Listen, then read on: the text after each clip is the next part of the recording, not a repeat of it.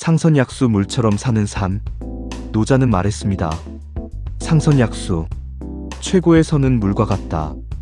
물은 만물을 이롭게 하면서도 다투지 않는다. 짧은 한 구절이지만 그 속에는 인간이 어떻게 살아야 하는지에 대한 지혜가 오롯이 담겨 있습니다. 물은 언제나 낮은 곳으로 흘러갑니다. 산에서 시작된 작은 물줄기는 계곡을 따라 흘러내리고 들판을 지나 바다로 향합니다. 물은 결코 높은 곳을 차지하려 하지 않습니다. 언제나 낮은 곳으로, 사람들이 꺼려하는 자리로 흘러갑니다. 하지만 그 낮은 자리에서 물은 세상을 살립니다.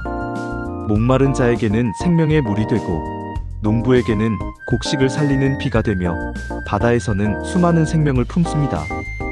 낮은 자리에 있으면서도 세상을 이롭게 하는 것, 그것이 바로 물의 덕성입니다. 노자는 말합니다. 우리가 살아가는 길도 이와 같아야 한다고. 높은 자리를 차지하려 다투고 권력을 쥐려 애쓰며 남보다 더 나으려는 욕심에 사로잡히면 결국 다툼과 갈등만 생깁니다. 그러나 물처럼 낮은 자리를 스스로 선택하면 누구와도 다투지 않으면서 세상을 이롭게 할 수 있다는 것입니다. 우리는 젊을 때 남보다 앞서고 싶어 합니다. 더 많이 벌고 더 크게 보여야 하고 더 높이 올라가야 한다고 믿습니다. 경쟁에서 이기고 인정받아야 비로소 성공이라 여깁니다. 그러나 인생을 오래 살다 보면 깨닫게 됩니다. 남보다 앞서려는 마음은 끝없는 갈증만을 낳습니다. 앞서면 또 더 앞서야 하고 올라가면 또 더 올라가야 합니다. 만족이 없습니다. 결국 지치고 상처를 주고 상처를 받습니다. 물은 다릅니다. 물은 남과 경쟁하지 않습니다. 흐르고 흘러가면서 제자리를 지킵니다. 누군가 막아도 조금 돌아나가고 언젠가는 큰 강이 되어 바다로 나아갑니다. 억지로 다투지 않으면서도 결국 자기 길을 가는 것이 물의 길입니다. 우리 삶에도 물의 지혜가 필요합니다. 가정에서, 직장에서, 사회에서 굳이 남을 꺾고 앞서려 하지 말고 때로는 한 걸음 물러서고 낮은 자리를 선택할 수 있어야 합니다. 그렇게 할 때 오히려 갈등은 사라지고 관계는 부드러워집니다. 생각해 보십시오. 어릴 적 친구와 싸울 때 먼저 손 내밀어 준 사람이 결국 더 큰 사람이었습니다. 가정에서도 그렇습니다. 한쪽이 고집을 꺾고 낮은 자리로 내려와 양보할 때 가정은 평화로워집니다. 직장에서도 마찬가지입니다. 자기 공을 내세우기보다 동료를 세워줄 때 신뢰는 쌓이고 사람들은 그를 존중하게 됩니다.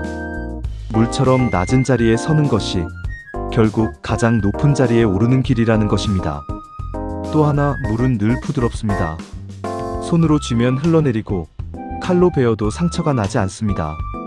그러나 그 부드러운 물이 오랜 세월 바위를 깎고 땅을 뚫어 강을 이루며 바다를 만들었습니다. 이것은 우리에게 중요한 교훈을 줍니다. 부드러움이 결코 약함이 아니라는 사실입니다. 고집을 부리고 강하게만 밀어붙이는 사람은 언젠가 부러집니다. 그러나 부드럽게 받아들이고 상황에 맞게 흘러가는 사람은 오래가고 끝내는 더 큰 힘을 얻게 됩니다. 노자의 상선약수는 결국 이렇게 말합니다. 세상에서 가장 좋은 덕은 물과 같다. 낮은 곳으로 흘러가면서도 세상을 이롭게 하고 다투지 않으면서도 끝내는 큰 바다를 이룬다. 우리 인생도 물처럼 살 수 있다면 얼마나 좋을까요? 남과 다투지 않고 스스로를 낮추고 그러면서도 세상을 살리는 힘을 내는 삶, 그것이야말로 가장 고귀한 삶일 것입니다. 마무리 내레이션. 노자의 지혜는 지금도 유효합니다. 상선약수. 최고의 선은 물과 같다. 오늘 하루 우리도 물처럼 살아가 보길 바랍니다. 부드럽게, 낮은 자리에서, 그러나 누구보다 깊고 넓게